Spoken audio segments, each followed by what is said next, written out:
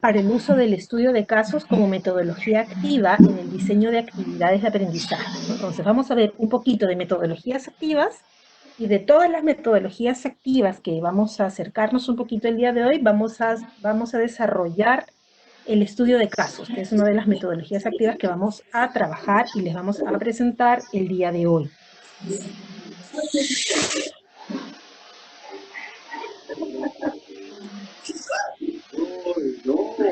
Entonces, ahora sí queremos empezar con una reflexión y con su participación por el chat. Me van a escribir, los invito a escribir en el chat qué aspectos consideran ustedes al plantear una actividad de aprendizaje.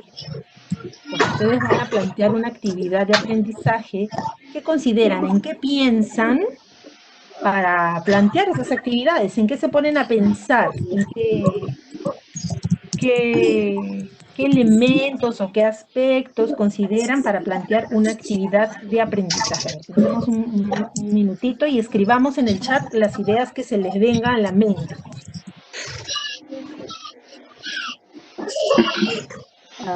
Bueno, anímense a escribir, participen, a ver, ¿qué? Voy a hacer el sílabo, muy bien, gracias, por ahí ponen el sílabo. La realidad del entorno, muy bien, claro, perfecto, el sílabo. ¿Qué más? Lo que desea que aprendan los estudiantes. Unida más el propósito, sus saberes, la aplicación en el campo laboral, el sílabus, aspectos, la capacidad, muy bien, del estudiante, los criterios de evaluación, excelente, tenemos muchas respuestas. Lo que quiere enseñar, experiencias similares, motivación, evaluación, criterios de evaluación, una buena motivación, excelente, muchísimas gracias. El perfil profesional, sus logros, importancia del tema, excelente. Todas estas, muchísimas gracias por sus respuestas. Todos estos elementos o aspectos que nos han compartido a través del chat están orientadas a definir el tipo de metodología que decido desarrollar en mis clases. Y en esta oportunidad lo que queremos plantear o queremos recordar que es importante que nuestra metodología de clases sea una metodología activa. ¿Qué significa metodología activa? Pues todos esos procesos, sobre todo interactivos, basados en la comunicación. ¿En la comunicación entre quiénes? Pues entre el docente y el estudiante, entre los mismos estudiantes y entre el estudiante y todos los recursos didácticos que les podemos plantear. De tal manera que estas comunicaciones que se dan en nuestras clases permiten el enriquecimiento y sobre todo que el estudiante aprenda de manera protagónica. Estas metodologías activas lo que plantean es posible que el estudiante se enfrente a una clase meramente expositiva, en donde el profesor habla y el estudiante escucha, en donde el profesor explica y el estudiante memoriza. Lo que plantean estas metodologías activas es que el docente, el profesor, tiene que plantear actividades en donde el estudiante construya su aprendizaje, en donde el estudiante descubra cosas, donde el estudiante pueda hacer transferencias de estos nuevos conceptos, nuevos contenidos, en su realidad, como mencionaron por ahí, como mencionó hay un participante que piensa mucho en la realidad del estudiante. Entonces, estas metodologías activas permiten mejores resultados académicos, porque es el protagonista de su proceso de aprendizaje y, sobre todo, incrementa su nivel de autonomía progresivamente. Entre estas muchas metodologías tenemos estas 5 y muchas otras más. Tenemos el aprendizaje colaborativo, tenemos el aula invertida, tenemos el aprendizaje por descubrimiento, tenemos Especialista, el aprendizaje... disculpe. Dígame. Especialista, disculpe que le interrumpa. ¿Puede hacer la recomendación? Usted seguro puede ver las personas que están con el audio activo. No se escucha, se está acoplando. Hay Es varios que audios que están lamentablemente abiertos. tenemos muchísimos participantes con el micrófono abierto, pero no los puedo apagar de aquí. Sus dispositivos no los permiten. Entonces, por favor, si alguno tiene su micrófono abierto, ninguno tiene su micrófono abierto de acá. Son dispositivos que tienen el micrófono así. Más bien, voy a decir el nombre de estas personas para que sean conscientes de que todos los sonidos del ambiente de su casa se están filtrando. Entonces, para que sean cuidadosos o se pongan audífonos. Cuando se ponen audífonos también se filtra el sonido. A ver, tiene el micrófono abierto y no los puedo apagar. Doris, por favor, Doris. Edgar Lezama. Estela Anahuara. Anahuara. Bueno, este tiene HP, ni siquiera tiene nombre su dispositivo. Janet Inca. Janet Malpartida. Por favor, sus sonidos de casa se están filtrando y hacen que los demás se incomoden y con justa razón. Rosa María, Romero 60. Y aquí hay uno más. Georg Jet Capri, no sé, así aparece su nombre aquí. Entonces, esas personas que yo he nombrado, los sonidos de su ambiente, de su casa, se están filtrando. Así que, por favor, sean cuidadosos al momento de hacer bulla, se escucha todo se escucha, lo que tosen, lo que estornudan, las sillas. Entonces, por favor, se escuchan, por ejemplo, ahorita como una música,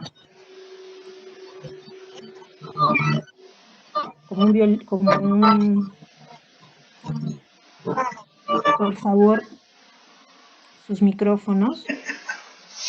Gracias, creo que ahora sí. Efectivamente, es una falta del respeto al ponente, pero también a los demás compañeros, a los demás participantes. Gracias, creo que ahora sí ya se silenció. En todo caso me avisan, o lo escriben por el chat, o se pasan la voz entre ustedes si se conocen, a su celular, mándenle un mensajito. Bueno, sigamos. Entonces, tenemos una serie de metodologías activas que lo que busca es que el estudiante sea el protagonista. ¡Qué bárbaro! ¿Qué pasa? Por ahí se escucha una voz de alguien que dijo que bárbaro y sigue su sonido abierto. No sé quién es. Por favor, silencio. ¿Seguimos? Muy bien. Sí, bueno, es una opción, sí, pero no quiero llegar a esos extremos de sacar a alguien de la reunión, por favor, porque de verdad incomoda muchísimo y es una falta de respeto a los demás.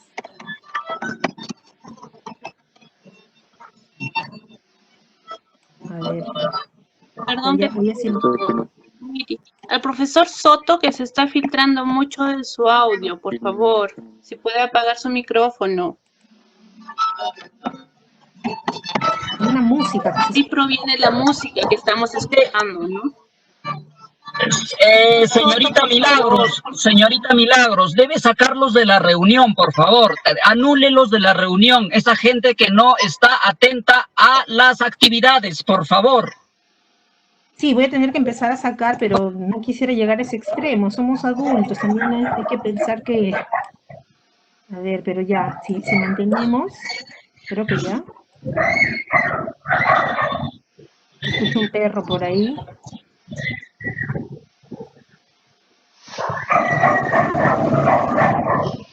Es el profesor que tiene HP, por favor. Pero sáquelo de la reunión, por favor, porque otras personas quieren aprender. Sí, es el profesor que tiene su HP. Lamentablemente lo voy a tener que retirar. De una vez, por favor, de una vez, porque la gente quiere aprender. Ya lo retiré. Qué pena que tengamos que llegar hasta esos Correcto, extremos. correcto. Se debe tomar esas medidas, por favor. Ya, bueno, sigamos. Mantengámonos positivos que, como dice usted, hemos venido a aprender. Entonces, tenemos muchas metodologías activas.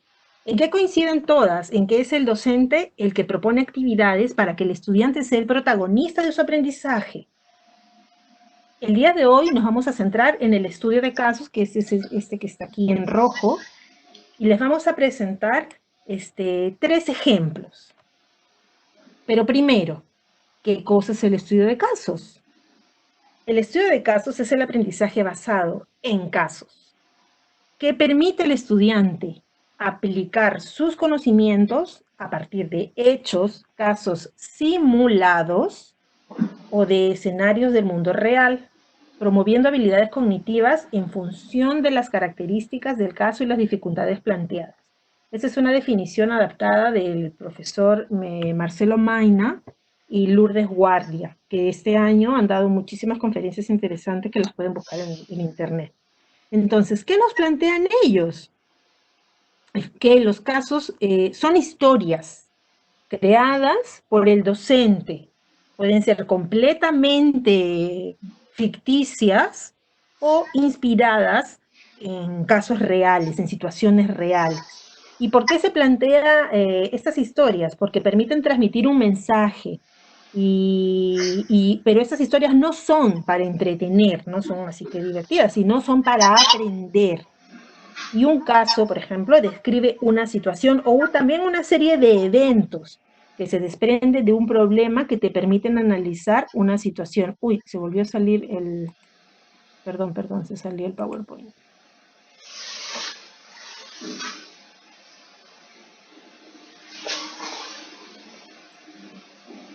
Ya está.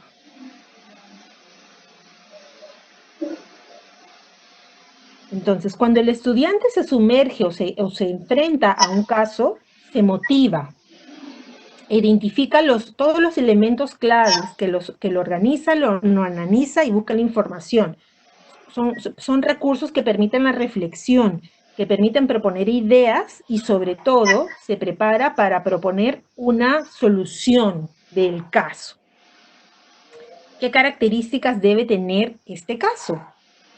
Un buen caso debe contar una historia, debe desarrollar un tema de actualidad, debe provocar un conflicto cognitivo y debe motivar a profundizar un tema de su interés. Debe el estudiante a través del caso tomar decisiones para poder solucionarlo y también, en este caso, este tipo de actividad, de metodología, permite cierto grado de generalización. Esto es importante porque a veces cuando planteamos casos tan específicos, tan concretitos, es difícil hacer esa transferencia para otros casos. Entonces, estas 6 características se plantean como las características más importantes de un buen caso. Como dije anteriormente, los casos son historias que el docente crea a partir de su experiencia, a partir de una realidad, a partir de un hecho coyuntural, que le permite al estudiante enfrentarlo y resolverlo con los conocimientos que va aprendiendo. El caso también debe tener una extensión adecuada. No puede ser ni tan largo que es tedioso, ni tan cortito que no te da muchos elementos para poder intervenir sobre él. Tiene que ser relevante para el estudiante. En este caso, por ejemplo, si trabajo con estudiantes jóvenes, plantear un caso que se puedan sentir identificados con el protagonista del caso. Y les voy a presentar ahora 3 casos, uno para cada tipo de institución. Empezaremos con uno de CEDPRO. Y lo que quiero ver, independientemente de para qué institución es, si es para CEDPRO, ESA o IST, lo que quiero que vean en estos casos es cómo el docente plantea el caso y el rol que asume el estudiante para resolver los casos. Entonces esas dos cosas quiero que vean y estoy segura que se les van a ocurrir muchísimas otras ideas para sus instituciones. Empecemos con una de CEDPRO, que el caso se llama Confecciones Sarita. El docente propone esta situación. Es una empresa que se llama Sarita S.A., cuya actividad principal es la confección de pantalones para damas. Y por muchos años se ha dedicado a la confección y comercialización de los pantalones para damas y con muy buenos resultados. Pero ¿qué pasa ahora? La situación económica que ha cambiado y lo que produce ahora no es suficiente para cubrir los costos fijos de la empresa. Por esta razón, Sarita, que es la dueña también, desea ampliar su línea de comercialización y confeccionar blusas, ya que el público femenino siempre busca una combinación adecuada entre los pantalones que él ya produce y las blusas. El problema de la empresa es que no cuenta con una persona que pueda iniciar con la confección de blusas. Entonces ha decidido la empresa convocar un concurso para el puesto de jefe de taller. Entonces, para ello busca que esta persona le explique cómo confeccionar los 3 diseños que aparecen aquí, el 1, el 2 y el 3. Que le expliquen cómo confeccionar estos 3 diseños de blusa que propone.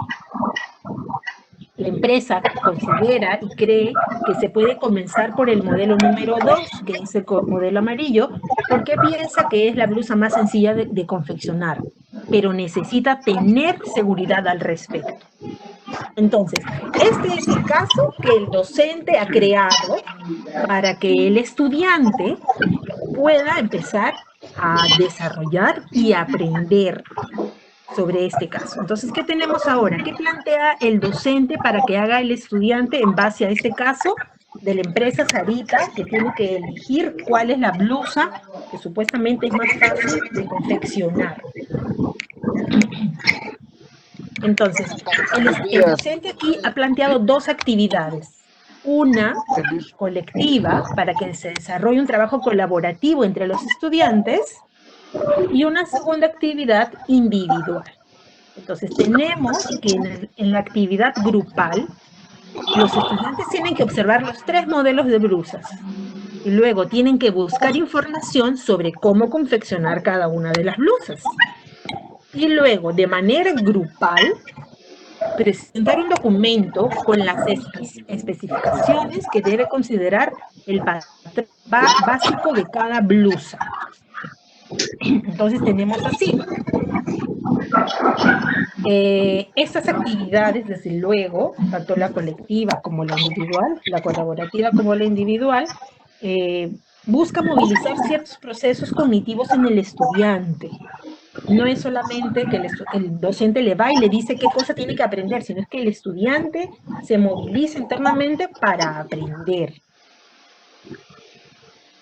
En este caso, lo que se busca es que el estudiante pueda acceder a mucha información y pueda desarrollar un proceso de análisis y síntesis de la información que el mismo estudiante está buscando, para poder con toda esa información analizarla y tomar una decisión que resuelva el caso planteado. En este caso también, en esta primera actividad, lo que busca el docente es que el estudiante interactúe con sus compañeros para luego desarrollar un trabajo individual, que sería la actividad número 2. ¿Qué cosa tiene que hacer ahí? Tiene que explicar la secuencia propuesta mencionando las herramientas y recursos.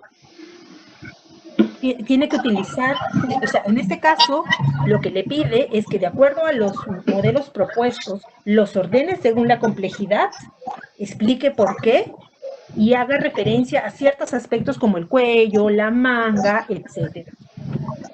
¿Y qué le pide al final el docente al estudiante? Que elabore una infografía o un esquema que muestre los pasos a seguir para confeccionar la blusa elegida. Entonces, en este caso, el docente, con esta actividad y con este caso, los estudiantes hacen un trabajo grupal, observan los modelos, buscan información, analizan la información, toman decisiones en base a la información buscada y hacen una propuesta. Entonces, ¿ves? Hay muchos procesos cognitivos que se favorecen en una actividad como esta de estudio de casos. No solamente es yo te digo, tú aprendes, sino el mismo estudiante empieza a construir sus nuevos aprendizajes. Licenciada, disculpe, hay mucha interferencia, no se escucha mucho. El participante Voy a volver a HP revisar. y Michelle Soto son los que están con la bulla. Michelle Soto y HP, por favor. Pero deben eliminar esos micros, elimínenlo esos micros. Gente irrespetuosa que no sabe. A ver, voy a volver a revisar, voy a abrir la pestaña para ver los micrófonos abiertos. A ver. Eliminar esos micros abiertos, simplemente eso. Ahorita tiene abierto el micrófono César Sánchez. Estoy cerrando su micrófono, por favor no lo vuelva a abrir. Tiene abierto el micrófono Edgar Lezama. No lo vuelva a abrir, por favor. Han tenido suficiente tiempo para aprender. Ya estamos a junio. No saben cerrar sus micrófonos, qué vergüenza. Uno que tiene HP, que no tiene nombre. Todos los demás están cerrados ya. Si volvemos a tener, por favor, el señor Edgar Lezama, no, yo no lo puedo cerrar desde aquí. Mantenga su micrófono en silencio o mantenga el espacio que lo rodea en silencio para que no se filtre los sonidos de su casa. Ya está, creo que ya está. Ahora veamos el caso que se ha planteado para ESFA. Este es un caso dirigido a estudiantes de diseño gráfico de la carrera profesional de la carrera de diseño gráfico. Dice así: la empresa creativa S.A. tiene el encargo de diseñar paneles publicitarios para uno de los más grandes centros comerciales de la ciudad de Lima, con el propósito de transmitir mensajes relacionados con el cuidado del ambiente. El director creativo le pide a Ramiro y a Carlos, quienes son los diseñadores gráficos más expertos de la empresa, para que se encarguen de seleccionar los mejores diseños. Por tal, Ramiro y Carlos se reúnen y sostienen la siguiente conversación. Ojo aquí, que es una manera diferente de plantear un caso. En el primero que vimos, que si bien estaba para CETPRO, pero puede utilizarse para esta o ese test, para cualquier tipo de institución, es el caso como más formal, ¿no? Una empresa que tiene una necesidad y hay que resolver esa necesidad empresarial, ¿no? En esta situación, el caso está presentado como un diálogo, que también es válido. Y, sobre todo, si tú tienes estudiantes jóvenes, es mucho más versátil esta presentación de casos. Entonces, ojo ahí también, caracterizar tus estudiantes para utilizar el tipo de casos que el tipo de casos que quieres presentar, ¿no? Este diálogo dice así. Ramiro menciona, así es, hay que ver los colores, las formas y el espacio. Carlos le responde, y no olvidemos que el fin es transmitir un mensaje relacionado al cuidado del medio ambiente. Sí, es cierto, pero para que sea un gran diseño, ¿qué sería lo más relevante? ¿Te parece si revisamos más información y nos reunimos luego para ver cuáles serían los elementos más importantes? ¿Qué dices? Hecho, nos vemos en la próxima reunión. Y de esta manera, ambos diseñadores se disponen a averiguar cuáles son los aspectos que se deben combinar para un gran diseño. Entonces, por ejemplo, aquí tenemos una manera de cómo entrar a un contenido nuevo. Aspectos que se deben combinar o que se deben tener en cuenta para un diseño.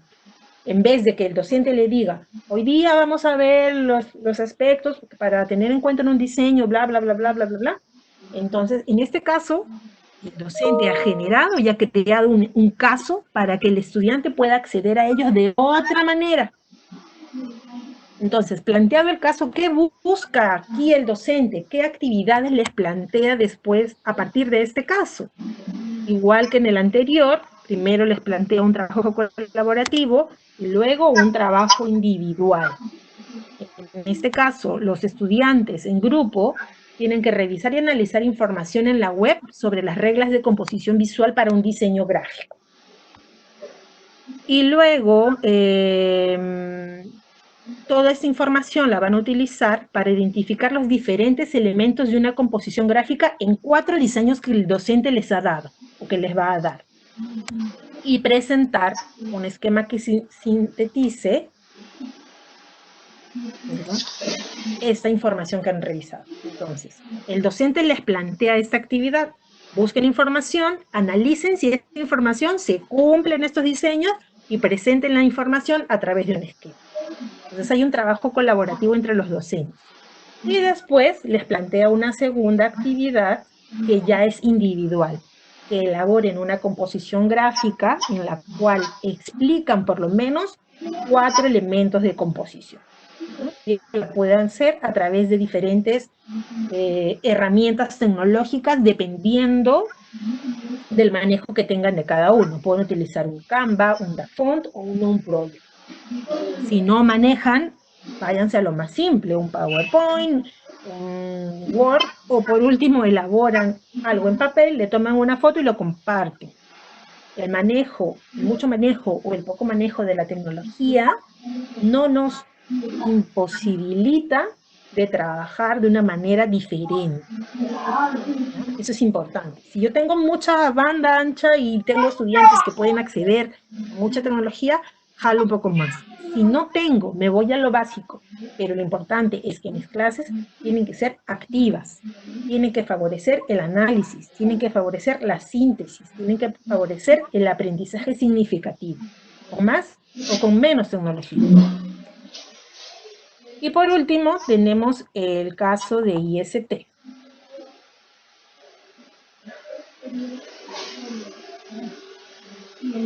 Este caso se llama Dudas sobre la corriente eléctrica. Este caso presenta un caso común, corriente, cotidiano sobre todo, de Carmen, un estudiante de electricidad industrial, que además es mamá de una bebé de 8 meses, y como cualquier bebé de 8 meses, gatea por toda la casa.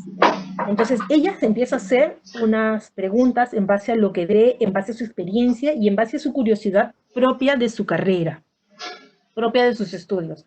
Ella sabe que a su bebé tiene que protegerlo de los enchufes, pero no del control remoto, del televisor. Entonces ella se pregunta, si en ambos casos hay corriente, ¿cuál es la diferencia entre uno y otro? ¿No? Entonces esa es la pregunta que ella se hace como mamá, y es el caso que los estudiantes tienen que abordar. Entonces esta es una oportunidad para que los estudiantes puedan ingresar al tema de corriente alterna, corriente continua, y desarrollar este tema. Por otro lado, Carmen, la protagonista de este caso, ella ha observado que en su consumo de corriente eléctrica se ha incrementado mucho desde que se compró un televisor y una plancha de ropa. Carmen sospecha que podría ser el televisor el culpable o el responsable del incremento del consumo de corriente eléctrica porque es más grande, pero no está segura. La pregunta que sale a partir de este caso es cómo podemos ayudar a Carmen a responder estas dos interrogantes, el de la corriente para proteger a su bebé y sobre el consumo de corriente eléctrica con estos 2 electrodomésticos que se ha comprado. Y en este segundo caso, bueno, es una manera de ingresar al tema de las leyes de Ohm y las leyes de Watts, que puedan ver consumos de electrodomésticos, ¿no? Entonces, igual que en los otros casos anteriores, en este caso, en este estudio de casos, se pretende que el estudiante desarrolle estos procesos cognitivos de análisis y síntesis de la información que él mismo busca para tomar una decisión como propuesta a la solución de los casos planteados. En esta situación, ¿qué actividades ha propuesto el docente? Un trabajo colaborativo y un individual. No significa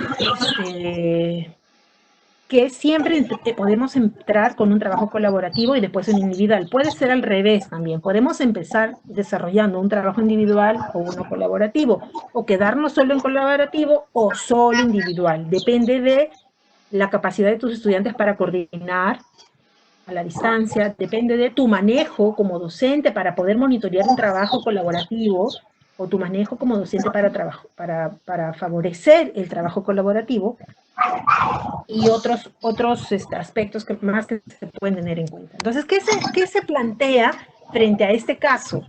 En grupo tienen que buscar información en la web sobre los tipos de corriente eléctrica y establecer las diferencias entre la corriente y la corriente, ¿cuál era la otra? Continua. Luego elaboran un cuadro comparativo de las diferencias entre ambas corrientes. Y en el trabajo individual revisan y analizan información que les permitan determinar el consumo de corriente eléctrica en un televisor y en una tele. Y se les pide que de manera individual elaboren una infografía sobre el consumo de corriente eléctrica de los principales electrónicos que tenemos en casa. ¿Ven? Entonces, a partir de estos 3 casos, se genera y se favorecen un montón de actividades de construcción del conocimiento interesantes, significativas sobre todo, ¿no?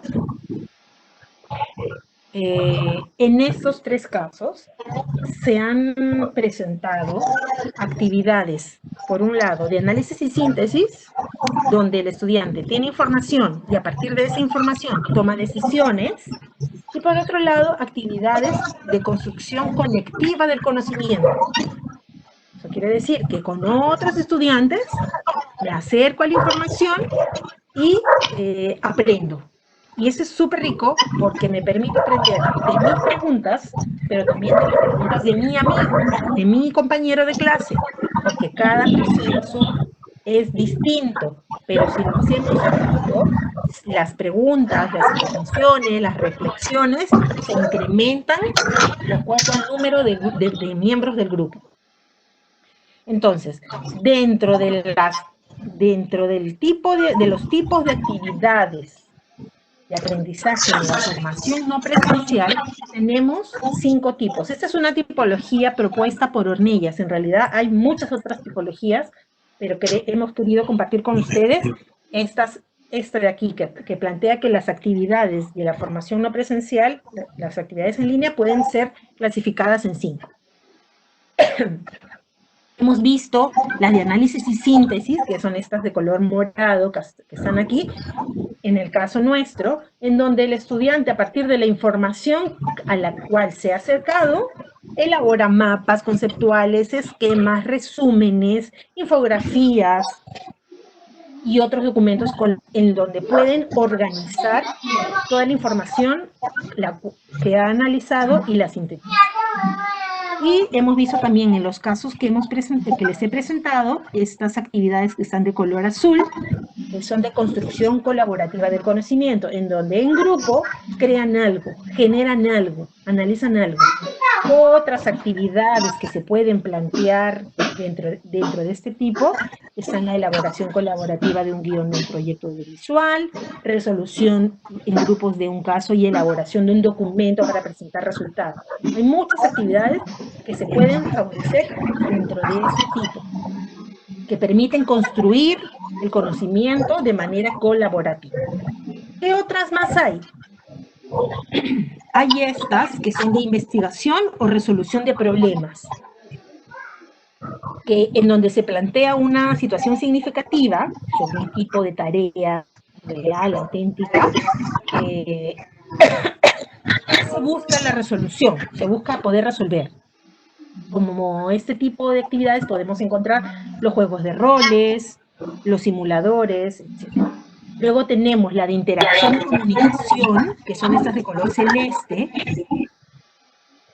Y es importante, por ejemplo, que en este no solamente está la interacción con el estudiante y el docente, sino entre estudiantes y con el estudiante y el material. Son comunicaciones e interacciones que se dan.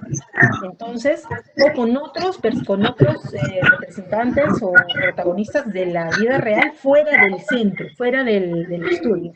Entonces, dentro de este tipo de actividades podemos considerar los debates virtuales a partir de lecturas, entrevistas, conferencias, y por último están las de reflexión, que son estas verdes, que no las podemos dejar de lado, porque es importante que nuestros estudiantes desarrollen pensamiento crítico.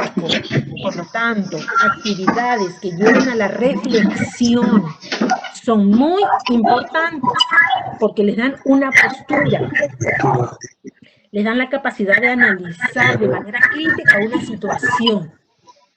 Dentro de este tipo de actividades podemos considerar un diario reflexivo, lecturas, portafolios, etc.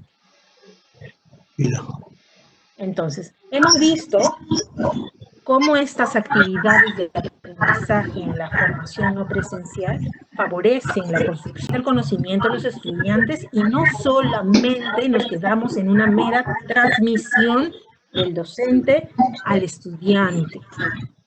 Y esto nos favorece ¿en qué? En que ya no tenemos que estar siempre atados a la comunicación sincrónica con nuestros estudiantes. Ya no tenemos que hacer las clases de manera sincrónica frente a la pantalla, la hora, las 2 horas, la hora y media de clases. Porque la educación, la formación no presencial no es viable de esa manera. Sabemos que muchos docentes han tenido que resolver como han podido y lo que sabían era dictar clases o manejarse. Entonces han dado sus clases por la pantalla, la hora, las 2 horas en el mismo horario que tenían en la presencial, pero no es posible. La formación no presencial es diferente. ¿Por qué? Porque no es viable tener tantas horas al estudiante sentado frente a la pantalla. No es viable que el profesor esté tantas horas y sobre todo no es viable a nivel de costos, a nivel de conectividad. Entonces, frente a estos problemas de conectividad que tenemos actualmente, este tipo de aprendizaje, este tipo de actividades es una alternativa en donde el docente plantea la actividad inicial mediante una clase sincrónica pequeña y de ahí las mismas horas que tenía clase presencial, el estudiante las utiliza para realizar las actividades en casa, a su ritmo, en su horario. Y ya no tiene que estar tantas horas conectado, porque no es posible, se cae. Estamos viendo en la práctica que no es posible. Entonces, ¿qué orientaciones finales tenemos frente a este tipo de actividades? Y dentro de estas disculpe, bloquee al participante HP, no se le escucha nada. A ver, otra vez está el HP ahí. A ver, voy a entrar un momentito. A ver. Sí, voy a tener que eliminar. Milagros. Sí, justamente hay que eliminar a esos participantes. Hay que eliminar, por favor. Sáquelo, es el participante PHP. Ya lo expulsé nuevamente. Gracias, muchas gracias. Ya. Qué pena que tengamos que llegar hasta a estas medidas, ¿no? Pero bueno, eso pasa. Eso pasa cuando sucede. Para terminar,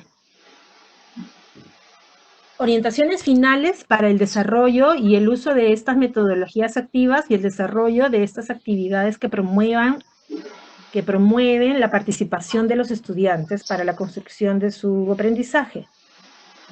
Número 1.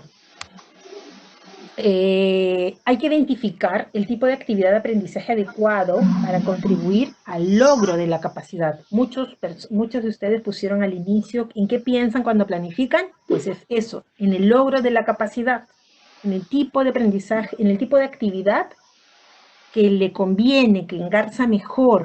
Entonces tengo que seleccionar aquí mi capacidad y el indicador del logro. No puedo perder de vista de eso. Esa fue una orientación importante que se les dio en la asistencia técnica anterior. No podemos poner la tecnología sobre lo pedagógico. Lo pedagógico siempre prima, por lo tanto, mi capacidad y mi indicador no los puedo perder de vista. Tampoco puedo perder de vista el contenido relevante de la capacidad y los procesos cognitivos que van de la mano con esto. Entonces, una orientación sería esa. Segunda, tengo que proponer situaciones de aprendizaje que respondan a contextos reales y a los intereses de los estudiantes. El aprendizaje y la motivación van de la mano, siempre. Por lo tanto, si yo conozco a mis estudiantes y sé lo que les interesa, plantear actividades que rescaten sus intereses me asegura el éxito. Entonces, siempre plantear situaciones de aprendizaje contextualizadas a la realidad y a sus intereses. Son dos cosas que no podemos perder de vista. Tercero, plantear actividades de aprendizaje que promuevan dinámicas individuales y grupales. Fundamental, ¿no? Si yo tengo la capacidad y la habilidad de favorecer dinámicas grupales, lo hago. Si no, voy aprendiéndolas para ir proponiéndolas poco a poco. Tampoco no me angustio porque hay una habilidad docente detrás de la promoción de dinámicas grupales. Pero no perder de vista lo importantes que son. Siguiente, la verde. Elegir y disponer de los recursos y materiales que faciliten el desarrollo de la actividad. ¿Eso qué significa? Tengo que seleccionar la herramienta metodológica que facilite el aprendizaje activo y colaborativo. Pero en la selección tengo que ser consciente de mis posibilidades y las posibilidades del estudiante. Porque no me puedo emocionar planteándole muchas actividades que utilicen recursos cuando ellos no pueden acceder a ellos. Esta selección de recursos y materiales es en base a lo que tengo y a lo que mis estudiantes pueden acceder también. Quinta orientación final. Definir las estrategias e instrumentos de evaluación de los aprendizajes. ¿Eso qué quiere decir? Tengo que seleccionar la estrategia y el instrumento que voy a utilizar. Y si no lo tengo, lo diseño. Y de este tema sobre evaluación vamos a desarrollar a profundidad en nuestra siguiente asistencia técnica de julio. Porque estamos haciendo una mensual. En la de julio trabajaremos evaluación en entornos virtuales. Y por último, no perder de vista que de poder estimar el tiempo que el estudiante dedicará a la actividad. Importante, los tiempos en la virtualidad son diferentes a la presencialidad, porque el estudiante tiene que trabajar de manera autónoma, tiene que trabajar en base a las orientaciones e indicaciones que el docente le dio. Entonces, por un lado, en el tiempo hay 3 momentos, por así decir. Una sincrónica, en donde el estudiante da la indicación, orientaciones iniciales, y los lanza a trabajar. El segundo momento sería el trabajo de las actividades, ya no en momentos sincrónicos, sino asincrónicos, del estudiante. Y una tercera que no podemos dejar de lado es la parte de orientaciones constantes, tutoría, no sé cómo le llamen en cada institución, pero no podemos abandonarlos a los estudiantes, menos en esta virtualidad. Esta parte es importante porque tenemos que hacer de alguna manera, hacer sentir al estudiante que no está solo, que está de todas maneras el docente presente en la distancia. Y de estas estrategias para hacer sentir cercano al docente en la distancia también vamos a tener una asistencia técnica, creo que es la de agosto. La de agosto es qué estrategias y qué herramientas utilizo como docente para hacer sentirme cercano, para que el estudiante me sienta cercano y que estoy pendiente de él y que no sentir que está abandonado, ¿no? Ahora como no me ve, está abandonado. Entonces, bueno, tenemos estas orientaciones finales y para terminar, no olvidar, lo importante no es la tecnología, es lo que los estudiantes pueden hacer con ella. Entonces hay que sacarle jugo a los muchos o pocos herramientas o recursos tecnológicos con los que contamos, ¿no? Ahí está el kit del asunto. Lo que tenemos, le sacamos el jugo. Muy bien, entonces nos quedan 10 minutitos para preguntas que puedan plantear a través del chat para poder, estamos aquí todo el equipo de institutos, está Bea, Candy, Doris y yo, para poder responder las preguntas que nos puedan plantear y resolverlas, ¿no? Entonces estamos a la espera. Doris, de repente ya has podido rescatar algunas preguntas que se han planteado a lo largo de la conferencia.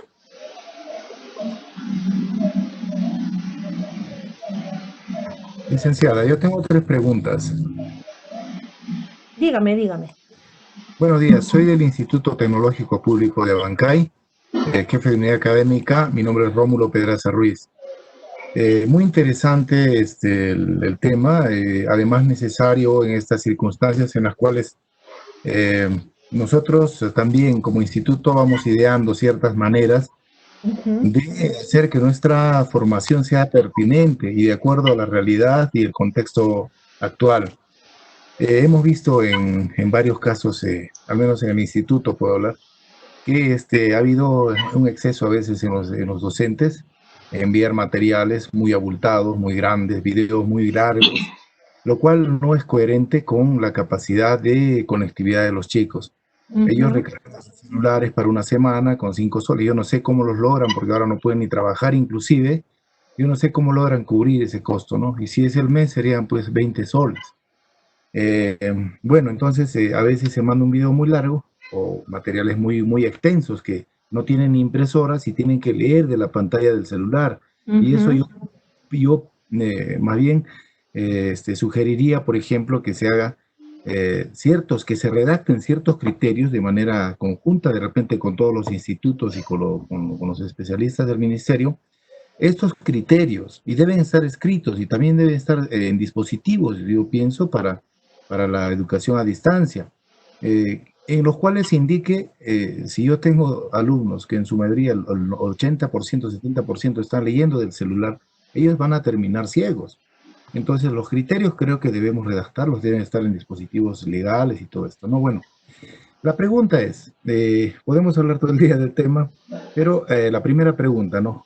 Justamente, ¿cuál es el volumen ideal de trabajo que deben mandar los docentes a los estudiantes? Si es un PDF, ¿de qué volumen estamos hablando, ¿no? Por ejemplo, si es un PowerPoint. Nosotros debemos entender que el PowerPoint no es un material para el estudiante. El PowerPoint es un material, es una guía para el exponente. Por ejemplo, nosotros de esta exposición sacamos cosas importantes sobre lo que usted explica. También quedan algunas cosas en los PowerPoint, pero lo sustancial seguramente debe ir en una copia adicional al PowerPoint. Bien, entonces, primera pregunta es, ¿cuál es el volumen de trabajo más o menos en criterio que podemos enviar? Si es PDF, si es video, no sé cuántos minutos, y si es PDF, ¿cuántas hojas? 2, la segunda pregunta. ¿Qué estrategias de evaluación nosotros podemos utilizar? ¿No? Porque el tema también es la evaluación a distancia, ¿no? Podríamos utilizar propuestos por el ministerio. ¿Qué estrategias de esta manera? Porque no van a acceder todos al mismo tiempo. Lógicamente, hacer una videoconferencia por un multiplataforma de videoconferencias a veces es casi imposible. Las estrategias, ¿no? Habría que ver esto. Y por último, ¿qué criterios concretos de servicio formativo no presencial ha preparado el ministerio o de repente lo tiene en mente? Estas son mis 3 inquietudes, ya que, como usted mencionó en la última parte, muy interesante, yo le felicito y gracias por ese alcance que nos está dando. ¿No? Son criterios que nosotros debemos manejar como docentes. Muchas gracias, licenciado. A ver, primero acerca del volumen, me comentó acerca de los documentos que se van mandando. Efectivamente, hay documentos que pesan más y que son muy difíciles de descargar, comen todo el plan y al final no lo pudiste ni descargar. Entonces, como docente tengo que tener eso en cuenta. Si, por ejemplo, ya están reconociendo que sus estudiantes tienen dificultad de conectividad y cuentan con un plan que no les permite acceder a muchas cosas, evitar hacer cosas tecnológicas tan complejas. En tecnología, menos es más. No porque utilice 6, 7 recursos tecnológicos en mi clase va a ser mejor. Sí, disculpe, se envían, en algunos casos han enviado libros completos, libros de 300, 500 páginas para que sean analizados. Yo digo, es mucho, para una semana de trabajo yo pienso que es bastante. Entonces el volumen más se refiere, en este caso, claro, a la cantidad de megas, bueno, eso podríamos tratarlo, pero más que nada al volumen en páginas, yo diría, ¿no? O sea, Ya, claro, páginas. también es, sobre todo si no se tiene actualmente, si no se tiene actualmente acceso a una impresora, a una fotocopiadora, es complejo porque como menciona, el estudiante termina leyendo de su propio celular. Entonces ahí hay que pensar un poquito en las capacidades y posibilidades del estudiante. Nos toca como docentes buscar alternativas que respeten, acojan a nuestros estudiantes, porque a veces por el tiempo, porque es verdad, la tecnología nos demanda muchísimo más a nosotros como docentes. Si antes preparábamos una clase en 1 hora, ahora nos demoramos pues 3 horas para una clase. Entonces, son tiempos en que tenemos que dar todo para que nuestros estudiantes estén bien. Seamos respetuosos de las posibilidades, seamos respetuosos de las capacidades y ponernos en el lugar de ellos, ser flexibles y ver alternativas frente a ese libro tan gordo, tan pesado, tantas hojas, que no necesariamente me garantizan un aprendizaje. Puedo conseguir el mismo resultado con otro material más ligero, menos pesado, menos denso, y al cual pueda acceder desde su teléfono. Entonces, sí, pues no tenemos que ponernos a trabajar el doble, triple, 4 horas más, y es lo que toca, son momentos de esfuerzos muchos. En cuanto a la evaluación, tanto en la presencial como en la no presencial, lo que se busca es que la evaluación sea formativa. Eso quiere decir que desde cada actividad que se plantea, yo tengo que pensar en ese indicador de logro que me permita ver que mi estudiante aprendió o no aprendió, lo logró o no lo logró. No necesariamente tengo que esperar hasta el examen final, al formulario, al cuestionario final, sino en esta actividad que planteo, ¿cómo sé si mi estudiante aprendió? ¿Cómo sé si mi estudiante lo logró? Entonces yo me voy poniendo ahí las cosas claras para poder evaluar, ¿no? Los criterios para poder evaluar ese trabajo. Y es una evaluación constante, no final, no es sumativa, es formativa. Y lo otro, la tercera pregunta no la llegué a copiar. Ya. A ver, habla. ¿Qué está hablando ella? Sí, era sobre si ya se han preparado, se están pensando en estos criterios del servicio formativo no presencial con todo lo que estamos dialogando. Como le decía, debe haber esto a modo de un manual, de un dispositivo legal o de una resolución, no sé, que oriente justamente la manera de realizar la educación de formación tecnológica en la modalidad no presencial, porque sospecho que esto se queda. O sea, si bien es cierto, el tema del aislamiento va a durar tal vez unos meses más y tal vez este año no sea posible la educación presencial, y a partir de ahora también esto tal vez se quede. Y es más, yo sí estaría de acuerdo, por ejemplo, que en la educación tecnológica, los temas teóricos que ya hemos priorizado, por ejemplo, para realizar el plan de recuperaciones y todo esto, esos temas teóricos que se den por las plataformas, esta modalidad a distancia, solamente se iría al instituto y a los talleres, a las clases estrictamente prácticas. Porque la mayoría de los estudiantes, al menos de esta parte, esto es en la sierra, le hablo en la sierra del Perú, Sierra Sur, la mayoría de los estudiantes se autosostienen, entonces ellos requieren ciertos tiempos para trabajar, aunque ahora no lo están haciendo. Entonces, por eso le decía, creo que esto debemos trabajarlo de manera responsable con estos descubrimientos que estamos haciendo en esta modalidad de enseñanza. Entonces, justamente le decía, si el ministerio viene trabajando en ello, o si ya tiene de repente redactado algunos criterios para brindar el servicio formativo en la modalidad no presencial. Esa era la inquietud. Miren, justamente acá estoy leyendo, he empezado a leer el chat, Óscar Escobar de alguna manera ha respondido su pregunta. Como manual es complejo, porque tendríamos que elaborar manuales para cada uno porque son más personalizados. Lo que planteamos son orientaciones, y ya cada institución y cada docente, como menciona aquí Escobar, a partir de su iniciativa y su creatividad, lo va adaptando a su realidad de región, a su realidad de instituto, a su realidad de estudiantes. Entonces, sí, lo que planteamos son orientaciones.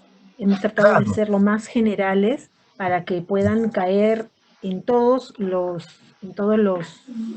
regiones y en todos los espacios. Y luego ustedes ya los van adaptando, ¿no? Estoy leyendo preguntas sobre la práctica y cómo, y me dice, estas orientaciones son la teoría, pero ¿cómo hacemos en la práctica? Efectivamente, ahorita es un momento para trabajar todas nuestras competencias relacionadas a nuestras competencias conceptuales. La práctica va a tener que se tiene que posponer, no es posible por la cuarentena, el distanciamiento y todo lo que implica, la práctica se pospone, pero no significa que no trabajemos toda la parte conceptual y sobre todo toda la parte crítica y de reflexión. Entonces, estas estrategias que les planteamos, estas actividades bajo esta metodología activa plantea esto, que se aborde de una manera distinta, constructiva, con las posibilidades que cada uno tiene. No sé si Bea, señorita Milagros, quiera agregar algo. Sí.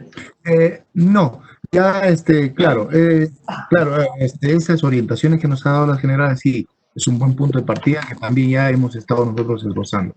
Le agradezco por haberme Milagros, ¿me puede dar el uso de la palabra? Yo voy a empezar a contestar las preguntas en el minuto y medio que nos queda, las preguntas que están por el chat, porque la indicación fue hagan preguntas por el chat, para no abrir los micrófonos, porque ahí empezamos las interferencias. Hablan, entre las preguntas que he estado leyendo, hablan sobre la cantidad de horas, la dosificación de tiempo virtual, sincrónica y asincrónica. En realidad, el énfasis o el fuerte de la formación no presencial es la asincronicidad. Las actividades sincrónicas son solamente de encuadre, de presentación, para tomar decisiones, para resolver cuestiones grupales, para plantear el contexto. Y de ahí es el docente que plantea las actividades para que cada estudiante los pueda ir resolviendo, pero súper importante es el acompañamiento. Es súper importante el acompañamiento en estas actividades a distancia. Entonces, uno de los roles o funciones más importantes del docente en la distancia es este acompañamiento, es esta cercanía en la distancia, es esta, ¿cómo le llaman? Es el rol dinamizador del docente, que le permita acompañar y hacer tutoría, no sé cómo cada uno le llame, a sus estudiantes, pero no, el énfasis no está en las reuniones generales, grupales, donde todos se conectan, no. Entonces, digamos, por porcentajes, no hay nada escrito ni cerrado, pero por ejemplo, si tengo una clase de 1 hora o del 100% de horas presenciales que yo tenía, el 20% la puedo hacer de manera sincrónica y el 80% de manera asincrónica.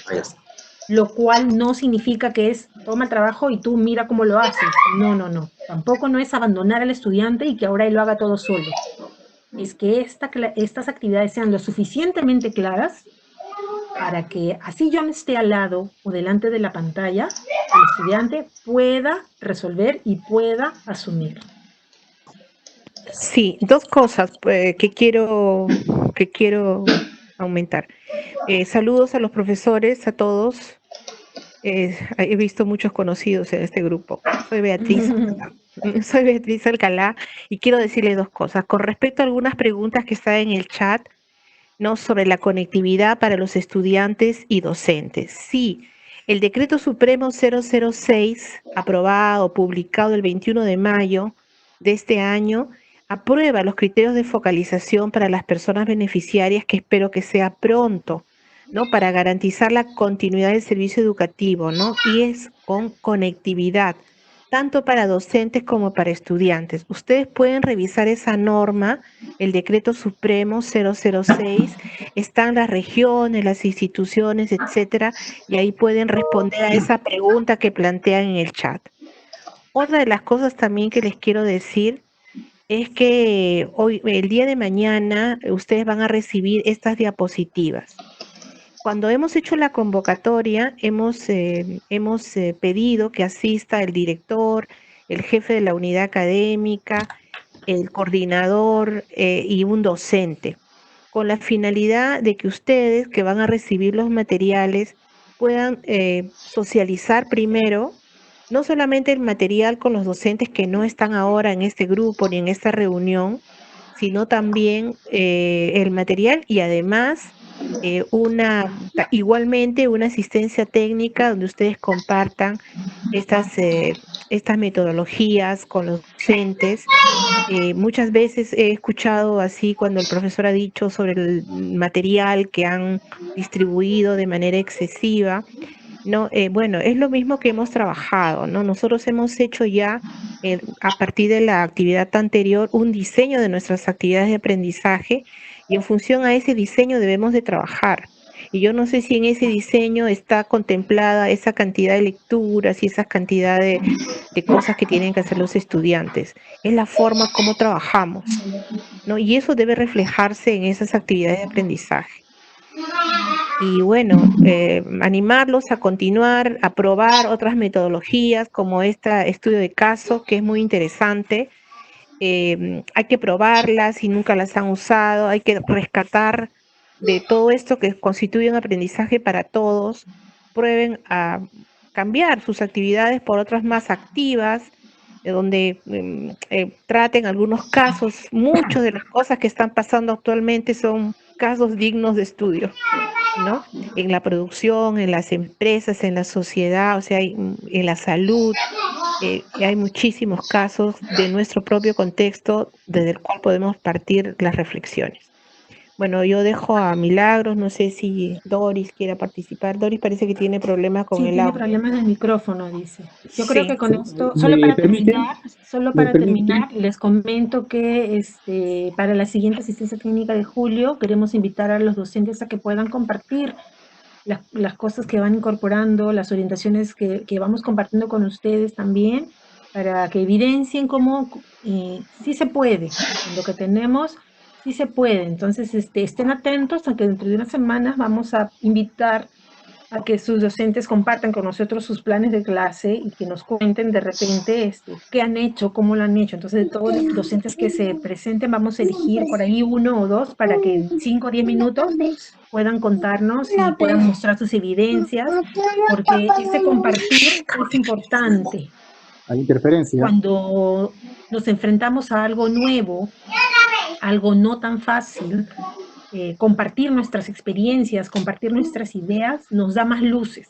Entonces, de esta situación solos no podemos salir, tenemos que salir juntos. Entonces, solo para terminar y antes de despedirnos, muchas gracias y nos vemos nuevamente. Sé que hay muchas preguntas, déjenlas por favor en el chat, yo las estoy descargando para poder hacer de repente un banco de preguntas y de respuestas para poder compartirlas también y de repente las podemos incorporar ya con el PPT, si no posterior.